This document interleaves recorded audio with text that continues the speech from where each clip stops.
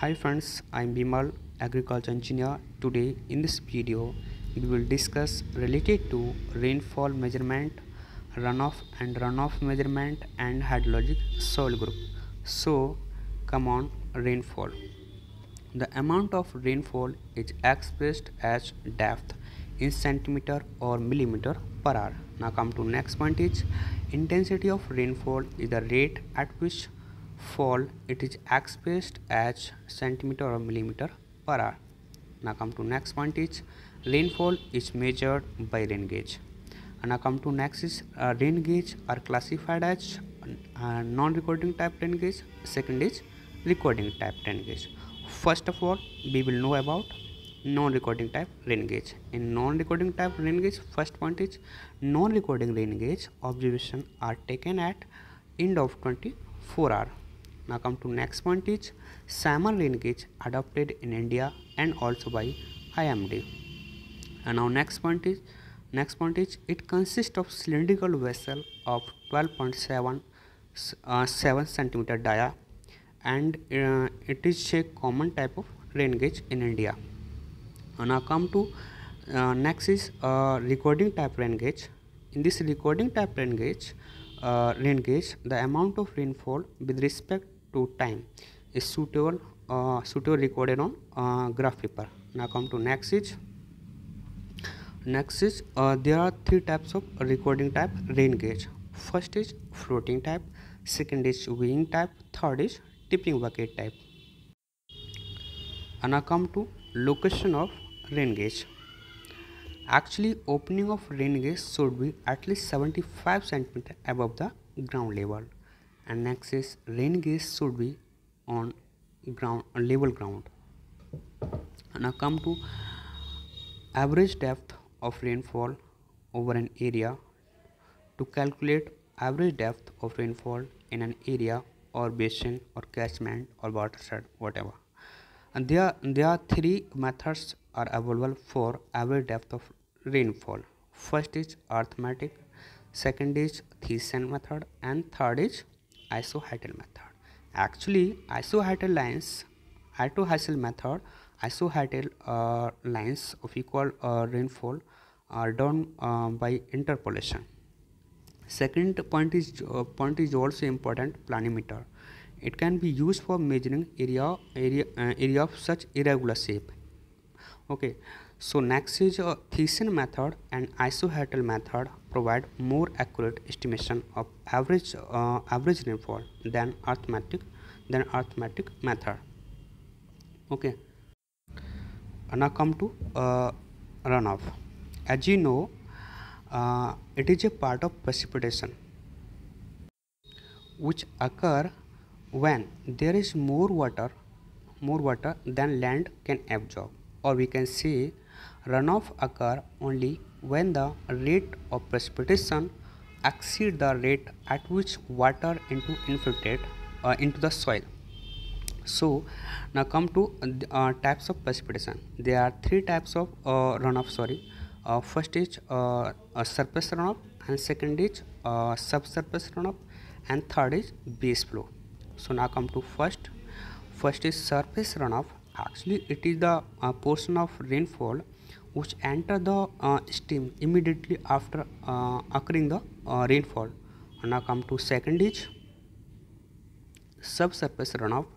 Actually, it is the portion of rainfall which first goes into soil and then start flowing laterally nearby stream without joining the water table.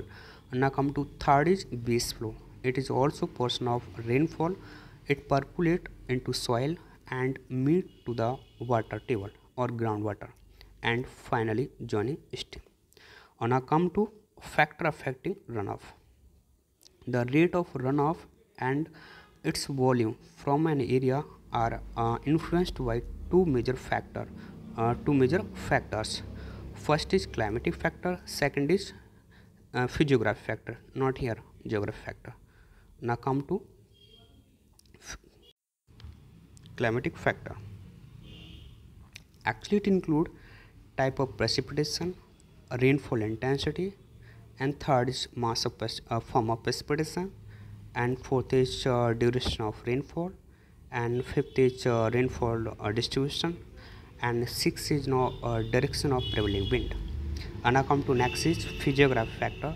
Actually it affect as by first is size of watershed, and second is shape of watershed, and third is slope of watershed, and fourth is watershed orientation is too important, and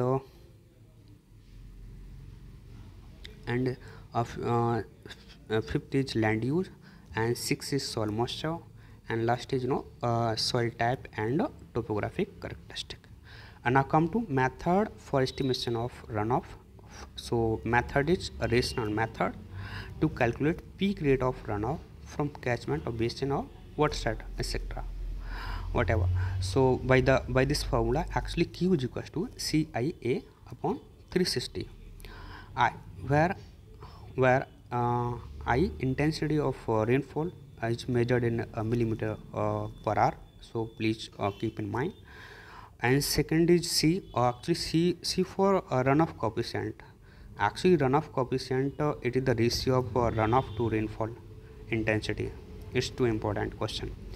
So runoff coefficient is also dimensionless term, and actually it varies. Runoff coefficient varies between 0 to 1. Actually it keep in mind. So now come to time of concentration. It is very important point.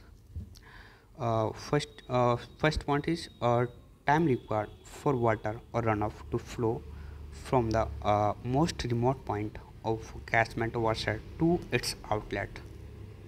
And second point is when duration of rainfall equal to time of concentration, all parts of catchment watershed will be able to contribute simultaneously to the discharge at its outlet, and such discharge will be maximum. Formula available for determining the time of concentration given by Kirpesh in 1940. So formula is Tc is equals to 0.012 the power 0.77 into S the power minus 0.3385. So modified equation for estimating time of concentration is also two important equation. Tc is equals to 0.0 L the power 0.77 into S the power minus 0.385 plus bracket में 2L0 n upon root में S0 की power 0.467. So now come to value of Manning roughness coefficient surface condition wise. So for smooth and impervious surface we can take 0.2, and smooth and bare surface 0.1, and now come to third is cultivated row crops 0.20, and fourth is for pasture or average grass surface 0.4 we can take, and for fifth is for forest area with the dense grass cover 0.8 we can take this value. So these all value given here surface condition wise. And now come to next is assumption of rational method. So rational method's first assumption is rainfall occur at uniform intensity for duration at least equal to time of concentration. Second assumption is rainfall occur at a uniform intensity over the whole area of watershed. And third is maximum runoff is directly proportional to rainfall intensity. Two important points, please note down. And fourth is the peak discharge is same as rainfall probability. And fifth is the runoff coefficient does not change with time. It is also important.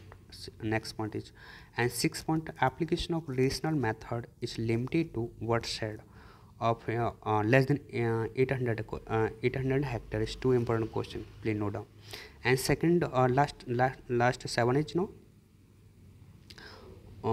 is measurement of sediment outflow from multi-slot divisor or construction wheel or silt sampler. So friends, I have made today this video in a little hurry, so please adjust it. Okay friends, see you soon in next video.